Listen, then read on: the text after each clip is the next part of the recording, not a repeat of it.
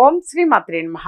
ఇప్పుడు తెలియజేసే అంశం, ఈ ఆగస్టు 12వ తారీఖు అమావాస్య రోజున సూర్యగ్రహణము అనేటువంటిది భారతదేశంలో ఉన్నదా లేదా? ఇప్పటికి చాలా మంది కూడా కాల్ చేయటం జరిగింది.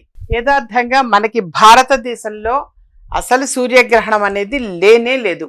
అసలు మీకు ఆ సందేహం కూడా వద్దు, అసలు సందేహం రావాల్సిన అవసరమే లేదు. సూర్యగ్రహణం అనేది భారతదేశంలో లేదు, వర్తించదు.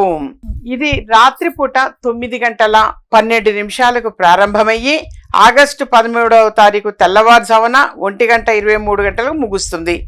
ఈ గ్రహణం భారతదేశంలో కనిపించదు. రాత్రిపూట వస్తున్నది సూర్యగ్రహణము అంటే భారతదేశంలో అసలు ఏ రకంగా అసలు డౌట్ అనేది రావడం కూడా చాలా చాలా తప్పు. అసలు భారతదేశానికి సంబంధం లేదు. రాత్రిపూట వస్తున్నది అన్నప్పుడు మనకెక్కడ ఉంటుంది? ఉదయం అయితే లేదు కదా, ఆ రోజు రాత్రిపూట. సరే, సంపూర్ణ సూర్యగ్రహణం ఎక్కడెక్కడ వస్తుంది అనంటే గ్రీన్లాండ్, ఐస్లాండ్, ఉత్తర రష్యా, స్పెయిన్, పోర్చుగల్ మరియు ఆర్కిటిక్ మహాసముద్ర ప్రాంతాల్లో ఇది స్పష్టంగా కనిపిస్తుంది. ఈ సమయంలో భారతదేశంలో రాత్రి సమయం కావడంతో సూర్యుడు క్షితిజానికి దిగువన ఉంటాడు.